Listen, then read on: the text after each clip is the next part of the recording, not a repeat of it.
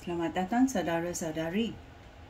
Kita sudah belajar mengenai ujian dan Tuhan uji Ayub dan 4 ujian yang Ayub alami.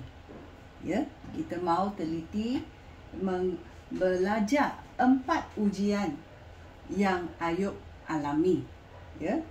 Pertama adalah kehilangan harta dunia. Kedua adalah hilang kesihatan. Nombor 3 adalah isteri Ayub menuduh dia. Dan nombor 4, kawan-kawan Ayub menuduh dia. Ini adalah ujian yang Ayub mesti alami.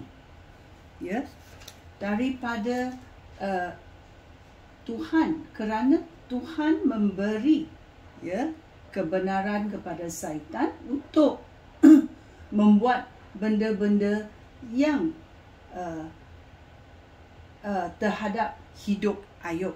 Tetapi Tuhan berkata nyawa Ayub tidak boleh disentuh.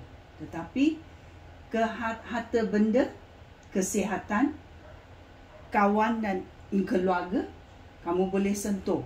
Dan kita nak baca dan belajar, adakah segala yang kita ada dalam dunia ini kalau sudah hilang, maukah kita masih